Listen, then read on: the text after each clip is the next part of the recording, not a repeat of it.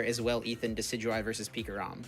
Yeah, this is one of the matchups that normally is in favor for Decidueye. Obviously, the Mewtwo and Mew Pikarom deck is only playing one Pokemon that is not a GX or a V, and that's not a Pokemon you usually attack with, the Tapu Koko Prism Star.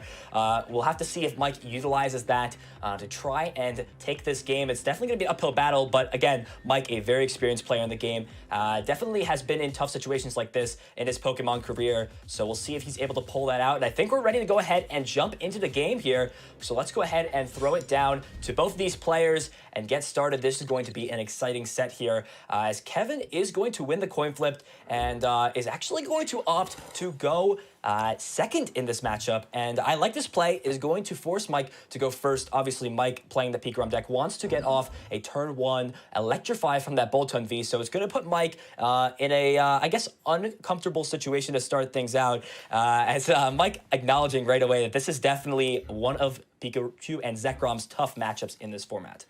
Like you mentioned, that Tapu Koko Prism Star really is the only option as far as attackers into Decidueye once that gets up and running with the Deep Forest Camo ability. Of course, meaning that it cannot be damaged by Pokemon V and Pokemon GX, which is basically, I mean, if we look at Mike's deck list here, we got the 3 Boltund, we got 2 Pikachu and Zekrom, the Raichu and Alolan Raichu tag team, the Mewtwo and Mew GX tag team. All of these Pokemon are not going to be able to do anything to a Decidueye. A key card in Mike's list, though, is actually going to be that one copy of Big Charm. If you can get that Big Charm down onto the Tapu Koko Prism Star, you can give it a little bit of survivability on the bench. That way it doesn't take that extra damage by, you know, getting pinged by the 20 damage from Decidueye's attack, by pinged by Zigzagoons, anything like that. So I think that's going to be a key card if Mike can make that happen.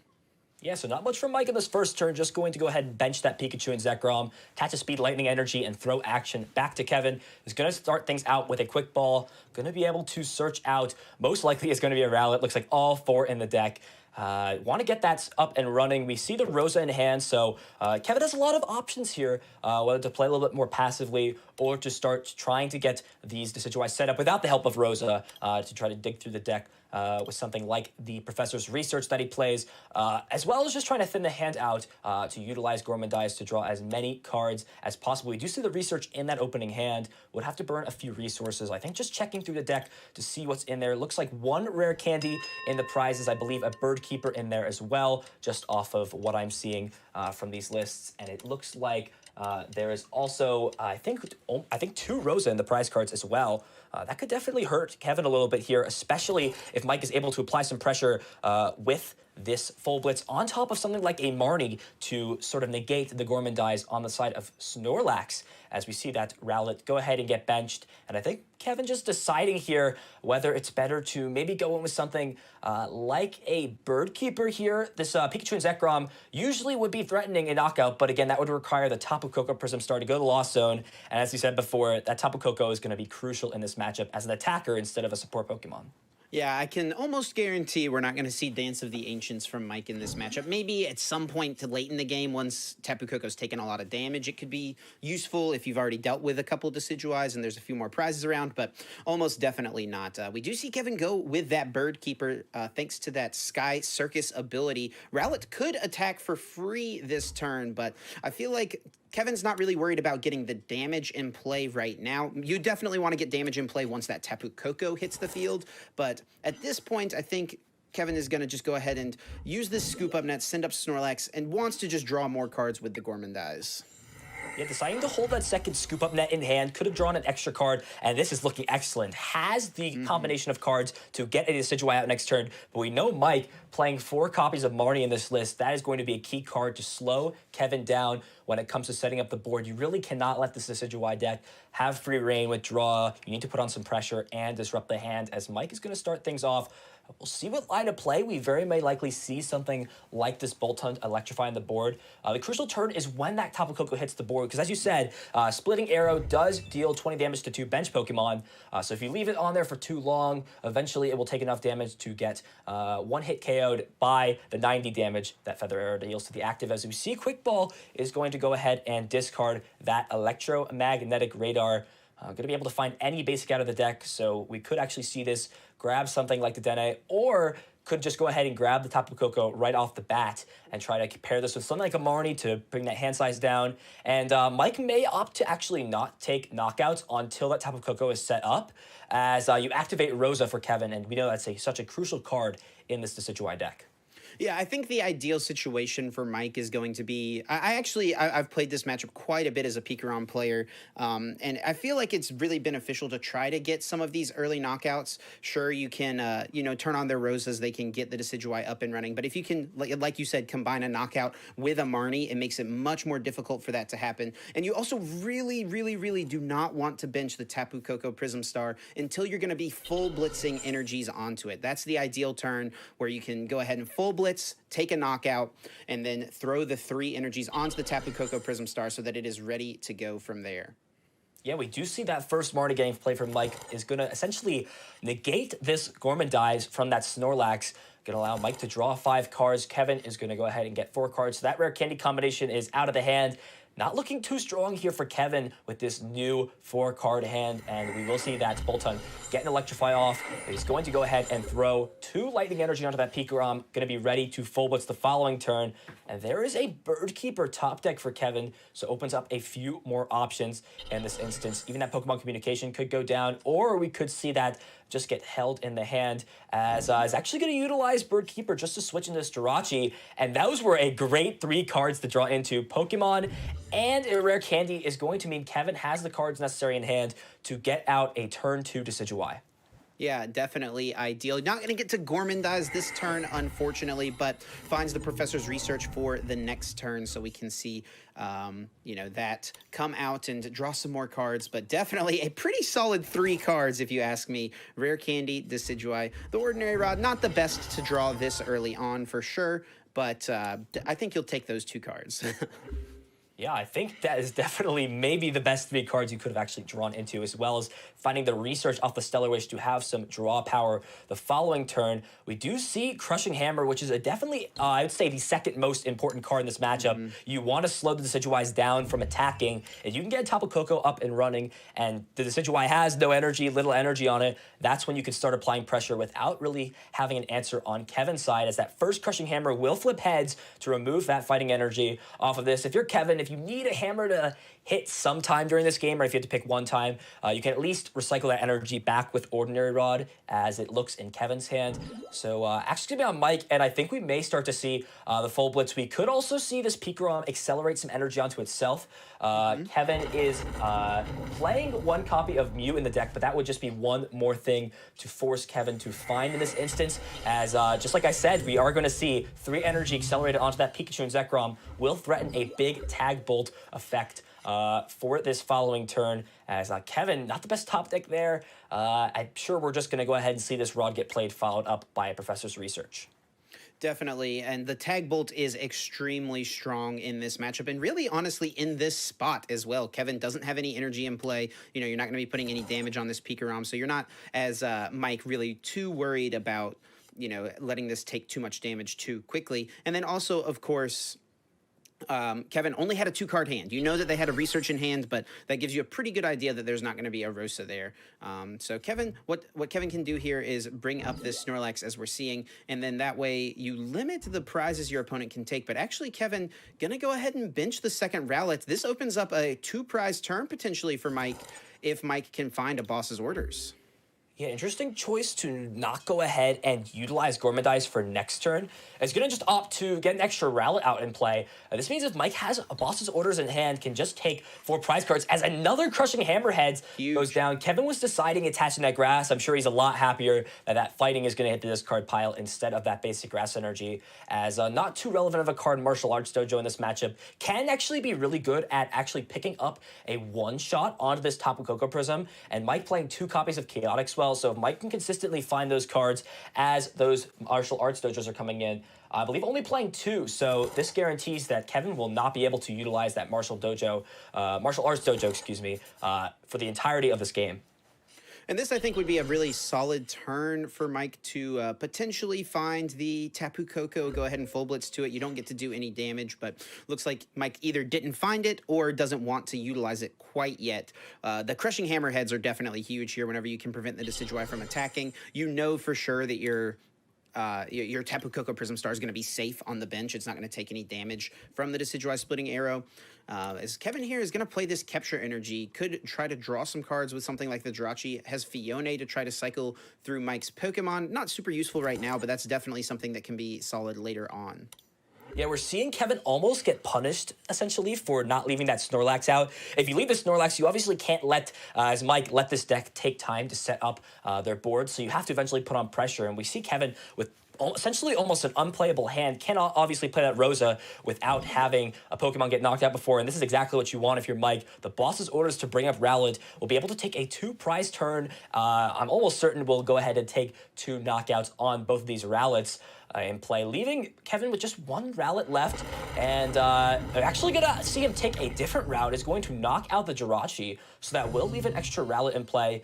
Kevin having a nice response to this, though, in that Rosa, as we explained, will be able to find any Pokemon out of the deck, that rare candy, as well as a basic energy to allow this Decidueye to start attacking as soon as this turn.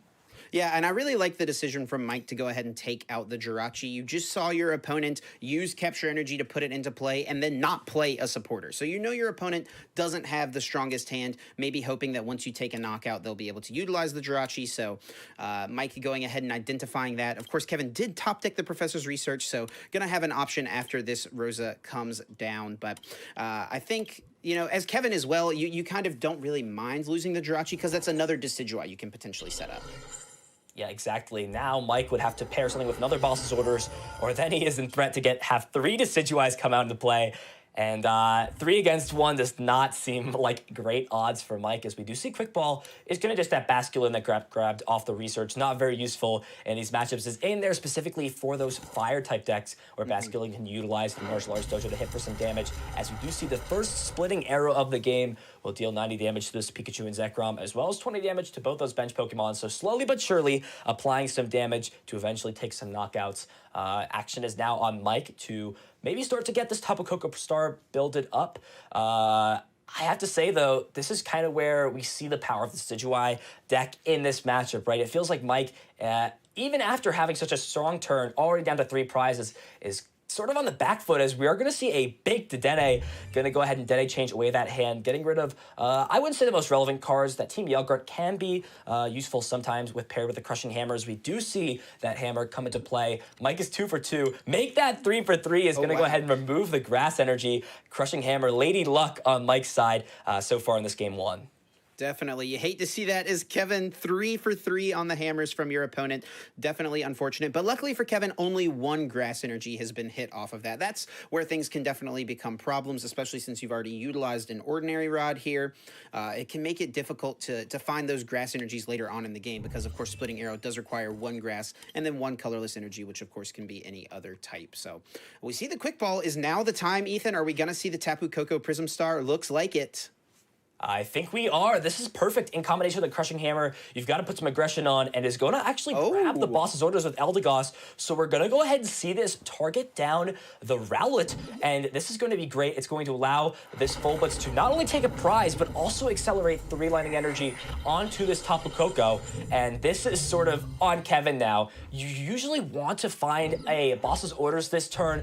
Only plays 1 in the deck, but again, we do see the Ordinary Rod top deck, but it doesn't feel great to know that your Decidueye is going to get hit. And I think in most cases, you'd be like, I have an out to Martial Arts Dojo. I can one-shot this Tapu Koko. I have more prize cards than my opponent. But Chaotic Swell, putting in so much work here, will not allow that to be the case. And the problem, especially with these Crushing Hammers hitting, Kevin may not have the resources available to take a knockout on this Decidueye and build up a second, or take a knockout on this Tapu Koko Prism Star and build up a second Decidueye. Luckily, though, finds the Aromatic Grass Energy, will be able to put some pressure onto this Tapu Koko on the bench. But I'm sure we're going to see that attacking as soon as this turn from Mike. Does have that guaranteed. Can retreat that Pikachu and Zekrom. We'll see what is able to play. But this is sort of where Mike has to utilize Tapu Koko Prism Star as much as possible. Absolutely, and for Mike as well, I think the Big Charm, maybe not as relevant as it would have been since that Galarian Zigzagoon's already in the discard pile along with a bunch of scoop-up nets, but normally Big Charm on the Tapu Koko Prism Star feels pretty good, especially since you cannot take a one-hit KO on a Decidueye. Okay, so we see Mach Bolt just coming up short, 20 damage short, which will allow Kevin to get an attack off. This hand is looking pretty solid, does have the ability to research. I think if you're Kevin, you have to try to find another grass energy or an energy just in general to find for this turn. This is going to be a big turn for Kevin. Does he find an energy? And there are tons of energy in that hand. 5. I think that's a majority of the energy left in the deck. So this is a turn where, I mean, it's a lot to ask for, right? I think the odds of hitting 4 Crushing Hammer are scarcely low to be able to do that. But this is a turn for Mike where if you could find that last Crushing Hammer, take a knockout onto this active Decidueye, you let yourself have an additional turn to take a knockout, but there is not the energy. So I think with the cards in Kevin's hand, this is going to just be a guaranteed win here. I think Kevin has the cards necessary to take this game 1.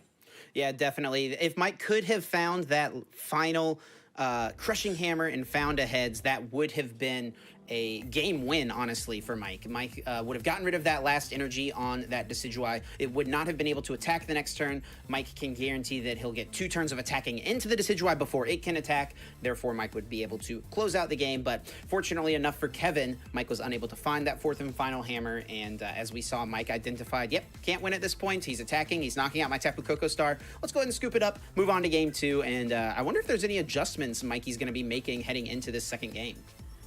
Yeah, I think as we see, this matchup is just so tough for the Pikachu and Zekrom deck. Only has 1 card to deal with these Decidueyes. I think you have to put on a lot more pressure early on. You really have to hope these Marnies can stick. We didn't see that in this first game. Seems like your best bet is to pair the Marnie with something like the Full Blitz onto the Tapu Koko. Really try to put your opponent on the back foot, but Kevin just plays so many cards in order to get out of situations like this. So this will be interesting to see. Again, we've seen Mike in past years pull out of hard matchups, hard situations like this. He would be the person, if anyone, so to say, to find a way to overcome such a tough matchup like this. So let's go ahead and get into the second game of this series here. We are going to have, again, Mike is going to be on the top left of your screen, Kevin on the bottom. Mike is going to be able to choose whether or not to go first or second, and as we see with this Pikachu and Zekrom deck, time and time again, he's going to elect to go second. Yeah, and this is actually a big difference as well from game 1. Kevin forced Mike to go first, meaning that he was effectively behind a turn. What can happen in this situation now is since Mike is going second, you can get off that turn 1 Electrify and then turn 2, start attacking with Boltons, start attacking with Pikachu and Zekrom. You can start getting some of these knockouts and even accelerating energies to your Decidueye and get yourself a lot better of a setup. And over to Kevin, going to go ahead and play Capture Energy, taking a look at the prizes and trying to figure out what Pokemon he wants to bring down. Yeah, I'm sure it's going to be that Rowlet as he's already eyeing that up. Looks like an Ordinary Rod in the prizes. We see how effective that is against Crushing Hammer to put those energies back into the deck. So Kevin may not be so happy about that. As a lot of players do, checking your prizes is a big part of the Pokemon trading card game. Can see what pieces are in there. Looks like prize 2 Quick Ball, so may have a little bit of trouble setting up the board, which obviously is very important in this matchup. And from the looks of it here, it looks like 2 Rosa additionally. Actually, no, plays 3 different arts of the Rosa there. I was like, oh, prize 2 Rosa again, but playing almost every single art of Rosa here. As we'll go ahead and trade one of those reverses, try to get the full art so you can have the full 4 different artworks on PTCGO. Yeah, you need to show that. Rosa comes in many different card arts here. The non-holo, holo, reverse holo, and full art. One of those cool cards we see just getting printed so many different ways so that players can have access to these cards online and, of course, at home as well. As we do actually see this Quick Ball grab a Snorlax, as we will see this Jirachi grab, has a multiple options. Rare Candy and the Scoop Up Net has the Pokemon Communications in combination with a Pokemon to throw back. So I like this play from Kevin. Is going to play a little bit passively and going to grab this Rare Candy to have that combination of cards, assuming Mike doesn't play something like a Marnie on this first turn. Yeah, and I like this decision. I think, Kevin brought down that Snorlax, so that way, if off the Stellar Wish, all you find is something like a Scoop Up Net, you can go ahead and Gormandize for the turn, try to get that hand size up a little bit. But obviously, I think with that combo of communication Pokemon and then finding the Rare Candy off Stellar Wish, that's ideally what you want to grab here, as we are going to see Mike play the Crushing Hammer right away. I almost wonder, I mean, it's going to work out here, obviously, as we see 4 for 4 on the set so far for Mikey. I almost wonder if it's sometimes better to hang on to Crushing Hammers to where you're getting rid of a grass energy, because what you can do is potentially put your opponent in a situation where they have energy cards, but they can't find that one grass energy that is required for the Decidueye to attack. Yeah, you really want to utilize those at the best time. Crushing Hammer being such a powerful card when it does flip heads. And gonna like to go ahead and remove that Capture Energy, followed up by Quick Ball. Go and actually discard a Pikachu and Zekrom from the hand. We'll see what this goes ahead and grabs. Mike maybe is going to take the same line. Chip, do you think there's any different lines of play Mike can take this matchup, or do you think it's pretty cut to the bone on what Mike can really do and doesn't have too many options? Yeah, I mean, I think Mike played it really, really well in game number one. Like we've talked about, it's a tough matchup. It's going to be hard for Mikey to find a way to close out the game, but we've talked about kind of the outs here, the Marnies, putting your opponent to kind of an unfortunate hand, trying to prevent them from finding the Decidueyes, and then, of course, powering up that Tapu Koko Prism Star at the optimal time, which I think Mike found a good turn to do it in the last game. So I think if Mike... I mean, it's a tough matchup, you know, a pretty low win percentage on Mike's side. But if he's able to, you know, just play the game out the same way and things go a little slower maybe for Kevin on Kevin's side, then Mikey can definitely win this game, even just playing the exact same strategy. Yeah, as we do see, Kevin is going to get Marnied, so that perfect hand, essentially, is going to go to the bottom of the deck and making a really interesting choice to attach this grass, or this Capture Energy instead of the Grass Energy to this Rowlet. I was thinking maybe we'd see something like research, but we are actually going to see the Bird Keeper come down and put that Snorlax into the active, but drawing into 3 unplayable cards. Yikes. Essentially can at least get the Fion down and switch the Mewtwo Mew, but that seems like you're almost helping your opponent out in this case. That Mewtwo Mew may want to start to full blitzing as soon as this turn. So you do get 1 extra card, but you essentially give Mike 1 less out to find during this next turn. Yeah, I think you still kind of have to do it as Kevin. I mean, you have, you know, there's a lot of really good 1 cards you could find here, you know, pieces, like specifically the Rosa, right? Even a switching card because you can send up the Jirachi next turn because you expecting the Snorlax to get KO'd, obviously. But does a little bit help Mike out here because now we can definitely see this Mewtwo go for the full blitz, and just kind of like in game 1, I expect that this first full blitz is just going to accelerate those 3 extra energies to the Mewtwo so that you can try to go for the Tag Bolt to get 2 prizes there. Yeah, it looks like Electromagnetic Radar is going to discard some of those cards not super useful in this matchup. Another Pikachu and Zekrom, as well as a Bolton V. And we are actually going to see the Big Charm come down to the active. That's not really what you want to see, but it's going to be ahead. It's going to have to Dene change away this hand. So the Big Charm not able to come down at the top of Coco this second game, but will be able to follow things up with a Marnie. So again, pretty good. Applying pressure and going to put that hand size of Kevin's down to 4 cards. Yep, we already know that Pikachu and Zekrom is in the discard pile, so full blitz is coming and probably going to be happening to the active. Kevin gets a pretty decent hand here. You've got a rare candy and a Pokemon, so if this Jirachi's Stellar Wish can find either a Rosa or a Pokemon Communication... Oh, well, speaking of Rosa, why don't we just top deck it? Yeah, it's always nice to top deck exactly what you need here. The Jirachi is going to go ahead and Stellar Wish as well. Finds a Pokemon Communications. We could be seeing a double Decidueye as soon as this turn. Has the rare candy, has the Rosa, or has the Pokemon already in hand. So this Rosa could essentially grab a combination of cards like another Decidueye, like another rare candy, and yeah, double Decidueye as early as, I think this is turn 3. Yeah. This is definitely a powerful position for Kevin. He's going to be able to develop his board, and almost a better start even than last game, and last game went in his favor. So I have to be wondering, Chip, what can you do if you're Mike? You're already staring down 2 Decidueyes. Is there anything you need to do to really deal with this, or does this just feel too overwhelming this early? Well, you can Tag Bolt next turn. You're guaranteed to take 3 prizes here. We know that, or sorry, excuse me, 2 prizes here. We know that Kevin is not getting that Mew down. Doesn't look like it's hitting the field here. So we can knock out the Jirachi plus the Rowlet on the bench. And then it's going to come down, I think, to your Crushing Hammers. If you can find a turn where you can, you know, be taking a knockout with the Tapu Koko Prism Star onto a Decidueye, and then also clear the other Decidueye of all their energies in play, that's a situation where you really want to find yourself in. And then also, of course, pairing it with something like a Marnie could be really good. So it's an unfavorable spot in an unfavorable matchup for Mike. But, you know, I'm not going to count Mike out just yet. We'll see if he can play out of this and see if he can find a path to win. Yeah, looking over on Mike's side is going to go ahead and throw the air balloon down. And something we don't see a lot in this game, speed lightning energy onto the Dene GX. Doesn't have the best attacks in the game, but will still get that bonus of 2 cards drawn off the top of the deck for Mike. I have to assume, maybe not this turn, but wants to try to get that Tapu Koko out and take the same line of play. We're actually going to go ahead and see Professor's Research discard this hand. Is going to get rid of a few pieces like that Eldegoss, Reset Stamp, Lightning. Not a great discard as here come the hammers. Mike has not missed a single one yet in this set. And that is going to be, oh my goodness. These are such low odds here. Mike, again, having such incredible luck with these crushing hammers. 6 for 6 as he notes out. Out of any match, you need these hammers to go this way. This is the match here, but Kevin's hand is looking excellent. Has the grass energy that just got discarded essentially to replace it.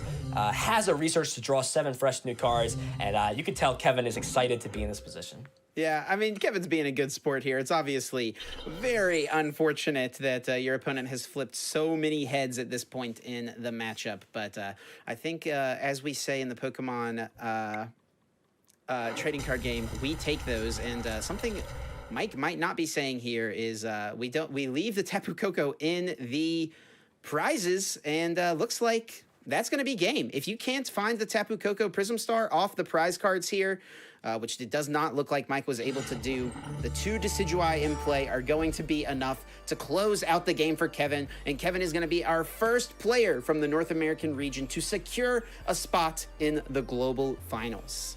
Yeah, Kevin playing excellently all throughout this tournament. Really brought an excellent meta call into this board with that Decidueye deck. Again, as we talked about, not the most popular variant, but hitting the matchups needed to go ahead and advance to the global finals. We'll be playing that later on in the month. Definitely exciting. I look forward to seeing him in the global finals. Again, such a cool deck, and very well played by Kevin throughout this tournament. We have another winners round match. So we saw one win and in so far. We are going to be taking a look at a second win and in match. The winner of this match will advance to global finals, and that will be 2 of our 4 players advancing. It's actually going to be a match between 2 players we previously featured on this stream yesterday. Andres Gabaldon up against Azul Garcia Griego. As we talked about here, Andres, a little bit of a newer player, has been playing the game since 2017. Not any crazy finishes. Azul, as we talked about, a veteran in the game, 5-time regional champion, multiple tops at international championships, world championships, and this is a close matchup here. It's going to be hopefully a lot closer than we saw in that previous match. Yeah, Eternatus really can I mean, this matchup really can go either way, to be honest. Eternatus puts on so much pressure very, very quickly, but at the same time, a Reshiram and Charizard GX can put on a lot of pressure really, really quickly. It's going to come down to those opening turns, I think, as both of these decks can be really fast and really aggressive, but Azul does have a little bit more comeback potential, I feel like,